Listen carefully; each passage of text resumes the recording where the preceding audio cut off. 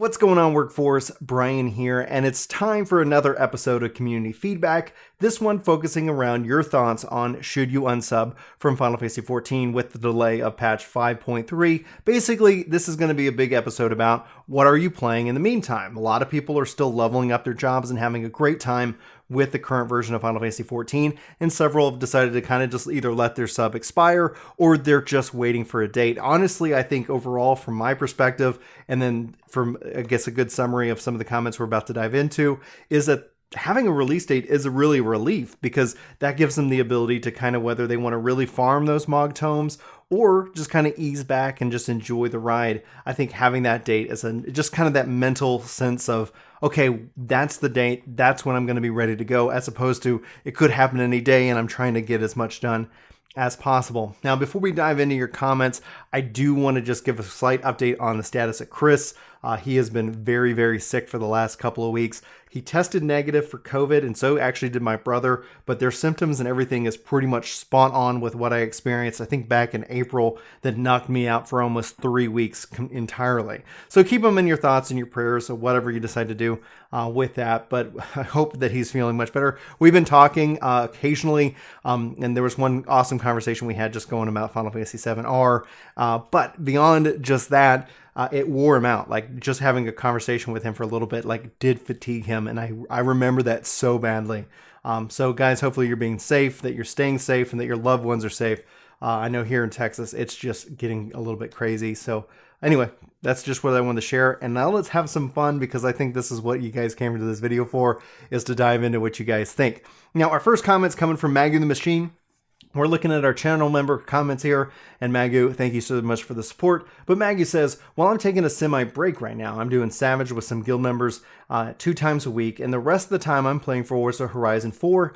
Incredible game, by the way. Personally, I would like to stay subscribed, even though I wouldn't log in for 2 weeks. Final Fantasy XIV at the moment is at a low, but there's still always something interesting and funny to do with friends in the game. And that's actually, I think, a fantastic point, especially when it comes to playing within your social circles and with your friends, because I mean, like, we even memed on Destiny back in the day when they're like, friend game is the true end game. I know a lot of people say glamour is the true end game, but it's really, I think, about the social connections that we make with each other, even through just this YouTube channel, or within the game itself, within various free companies, link shells, and more. I know that I've made just some of the best friends just by making content, and you guys are just incredible people, so I really enjoyed playing with you guys. Just as a note, I've decided August is going to be my return to Final Fantasy XIV, where I can come back, hit it hard, obviously, before the 11th. When I look at July, I'm just honestly, truthfully, in love with my time with Destiny 2 right now, and I'm trying to get so much PvE content knocked out, because I just ignored it for the last 3 years and just pretty much PvP'd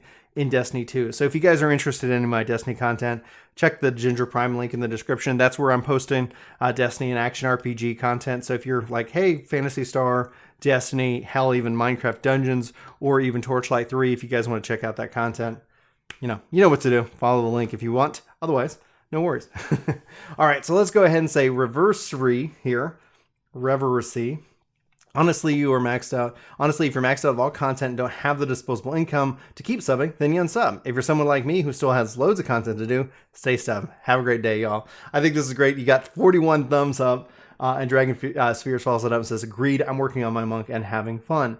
I think that's kind of one of the really interesting and real classy things that that they did with this with the game. One of the things I've always kind of looked at is that having a house is almost like a guarantee, like you're never going to sub. And that's namely because it's so hard to get a house. And I've always longed and hoped and prayed that they would actually like open it up, fix the housing situation, because we hear about it every fan fest. We're always hearing about it. We're rebuilding Ishgard to hopefully get Ishgard housing, and that kind of hook, once you finally do get a house, it's really hard to even want to let that go. And in a way, I kind of was like, well, that's kind of like saying, you're never going to unsubscribe. However, people were letting me know that they have suspended it with COVID, which is really nice. I think that's a real good touch, unless you're somebody who's been dying for a house, and thus I apologize, because I know how hard it can be, because we hear about it all the time. Now, Alex Jones, I'm assuming not the real Alex Jones, but whether that's a meme or a really unfortunate name, the frogs, I'm unsubbing because, not because I'm unhappy, but by the way the game is going. I'm excited about the upcoming content It's just not that it's out yet, and I don't want to waste my money on a subscription when I'll hardly be doing anything in the game. I fully intend to come back when 5.3 drops, but in the meantime, there are other games that I want to play. I'm very curious, Alex, as to what kind of games you're actively looking into. Several people in the community keep trying to get me to come into ESO. I got it free as a part of my Stadia subscription. I created a character. I literally have no idea what I'm doing. And then yet I go back to Destiny because I'm just looking at that horrible quest log. Let's just be real, Destiny. Your quest log sucks. And hopefully you say that you're working on it, and crossing my fingers for that. I think what I want more than anything else this summer is a date for the Xbox release for Final Fantasy XIV. And honestly, I still would love to see it come to more platforms. That would make it a little bit easy. Right now, I can't explain to you how updates have become like a bane of my existence in terms of gaming. As a father, as somebody who is recording this during his lunch break, I find that anytime I can jump in, just get into a game, whether it's for 10 minutes, 5 minutes, 15 minutes, 30 minutes, that is something that I end up gravitating towards. That's where Destiny is actually kind of filling that gap. And it'd be wonderful if Final Fantasy also had that option for me. And I know that's a completely selfish thing. I'm still hoping, for an Xbox date. I'm still waiting for xCloud to be released outside of my Android phone. A fantastic service, by the way, highly recommended. And so at the end of the day, I'm just looking for more ways that I can play. And hopefully we're going to finally learn some things about this. The thing about August, though, when we talk about other games we want to play, Final Fantasy Crystal Chronicles is releasing. And I thought originally they were saying just in Japan, but that seems to maybe have changed. Don't quote me on it. Again, this is just me coming off the top of my head. Final Fantasy Crystal Chronicles, guys, I'm so excited that we can experience that together. We'll be covering it here on the channel as a Final Fantasy game, if you guys hopefully are looking forward to it. The only weird thing about it is Switch, PlayStation, iOS, and then Android. So I'm like, even if it wasn't coming to Xbox, why not PC? It just seems like a weird platform to skip, but at the end of the day, it's got crossplay, so I'll be picking it up on Switch. Hopefully we'll be able to get teamed up and be able to go kill some monsters in some Crystal Chronicles, and I hope that it's successful, because I think I actually really identified more with the later Crystal Chronicles and its history on the DS, or maybe, I don't even think there was a 3DS version. Anyway, I digress. Alex Jones, thanks for the comment. Let's drive into Taylor, who writes, how many times has Yoshida said take breaks? It's perfectly fine to take a break and unsub. There's a lot going on, and some people are in positions where they can't afford a subscription. This is a really big conversation we brought up a couple times on the channel itself. When it comes down to the subscription model, I don't see another game launching as a subscription-based game. I see WoW and I see 14, and I think that is in and of itself good. One of the best strengths about the fact that 14 is a subscription-based model is it does lend itself to a little bit more of kind of an adult style game. It's a little bit more mature, free-to-play games, and they could just bring in a whole range of people, and it could really kind of ruin the mood of a community. So don't hear me talk about this and think he's advocating for free-to-play. What I am advocating for, and what I think would be ultimately really honestly something that I would subscribe to in a heartbeat, is the Square Enix subscription. That all-encompassing, like, let me just subscribe to Square Enix and I can play 11, 14, Dragon Quest X, any of the Square Enix games out there in that regards. I don't know if they'll end up doing something like that, but I do know the CEO did talk about it like a couple years ago.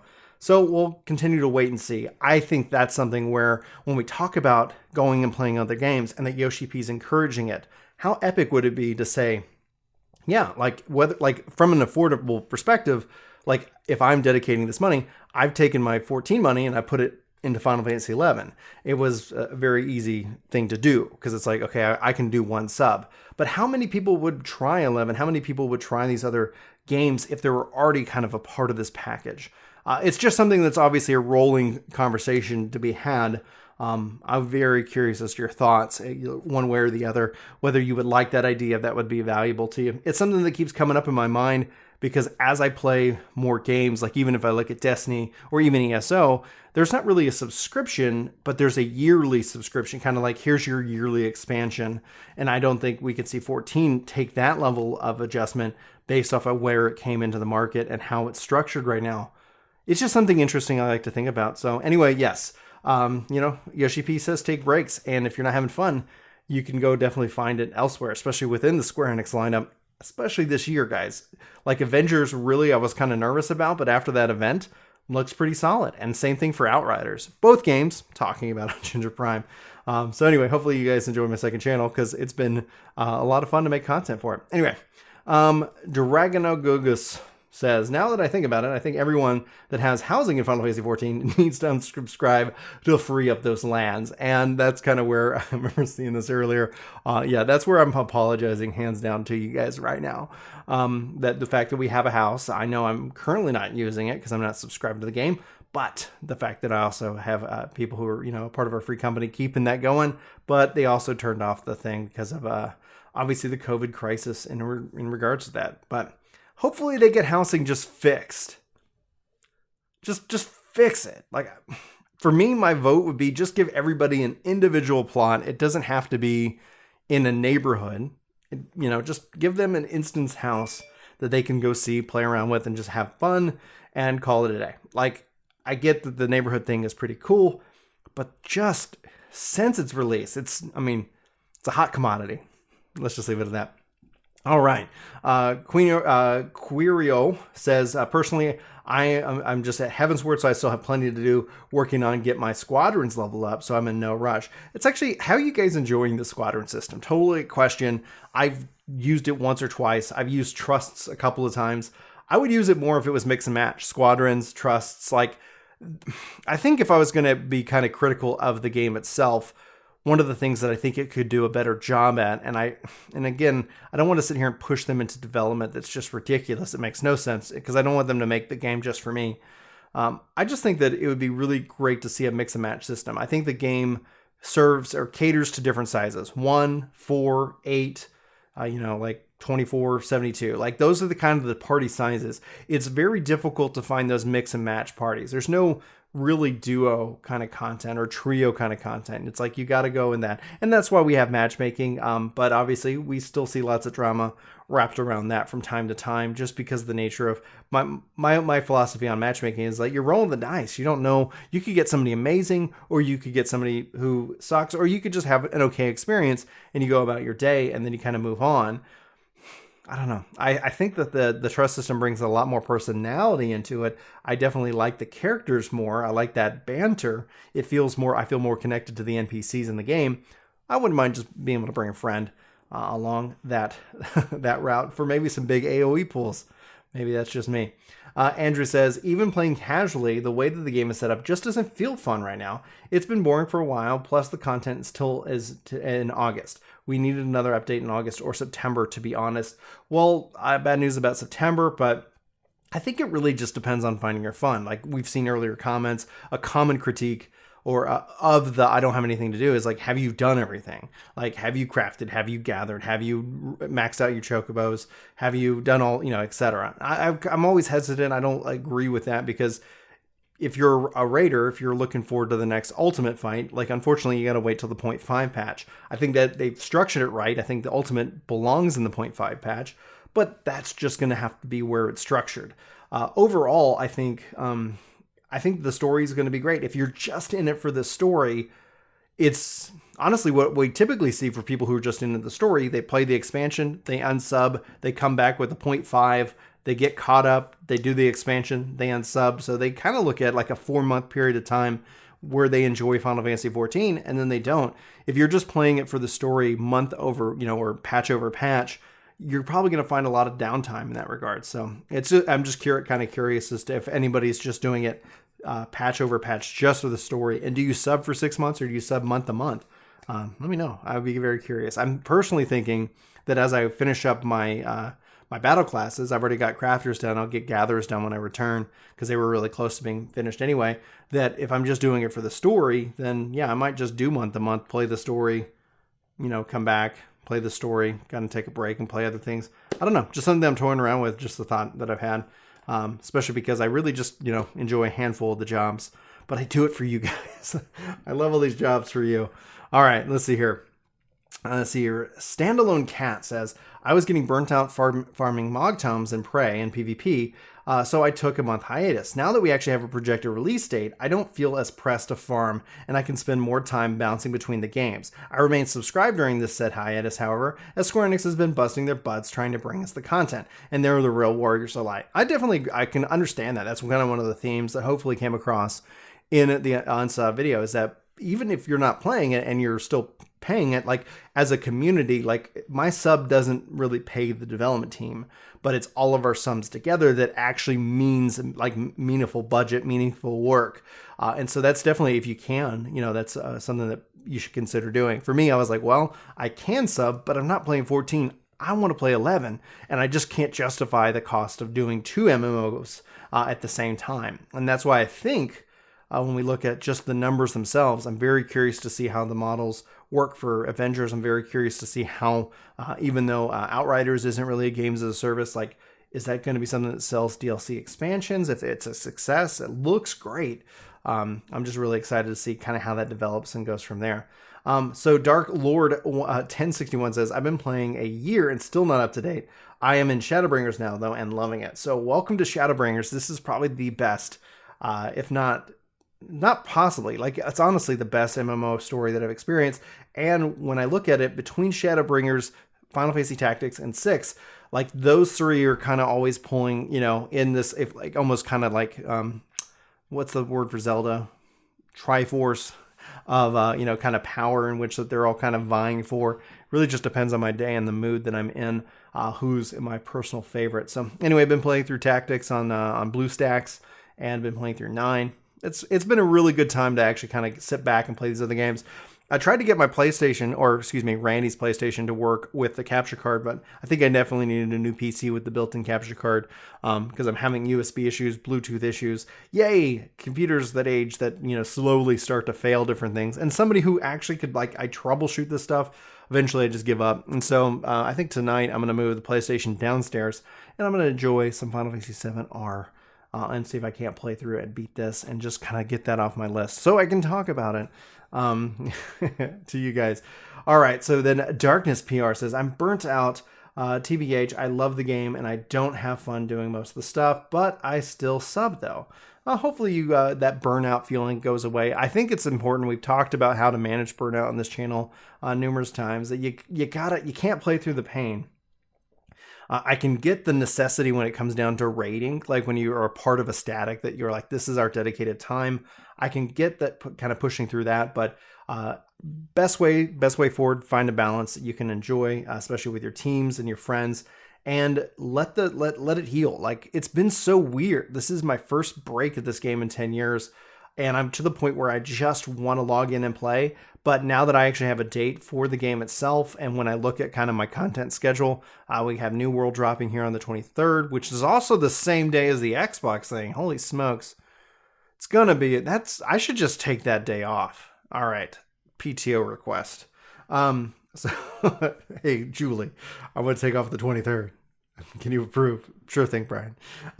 So anyway, well, that's going to be a fun day to cover, a fun day to play. So, I think after kind of the New World stuff, it'll be interesting to see, how that plays, what kind of guides and content I can make around it. And then essentially, I think in August, it's going to be a good time to return, I think probably after my wife's birthday, just so that I'm not addicted and playing all the time. With the exception of if they drop this thing on Xbox, like I'm back. Like, it's just hands down going to be able to play it downstairs or Stadia. So Xbox or Stadia, whatever comes first, that's where I'm going to be. Harlan I here says, I love the game to death, and I know that it's not the developer's fault with what's going on in the world, so I'm not mad at them by any means. But damn, this is the most bored I've been with a game in a long time. Not having a deep dungeon or a relic area or the AR revamp right now really sucks. Even if the patch came out on time, I don't know how Ocean Fishing or Diadem Ishgard Resto was supposed to keep players entertained this whole time. It wasn't. It's the fact that this, the 16th was the day. June 16th was when we were supposed to get this patch. You'd have the story, you'd have the new 24-man raid.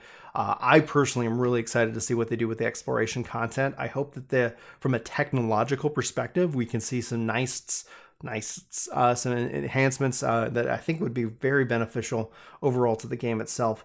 And so ultimately, yeah, I think there's still so much to do. Like, I haven't maxed out my Chocobo. I haven't Lords of Verminion, calling my name back. No, anybody?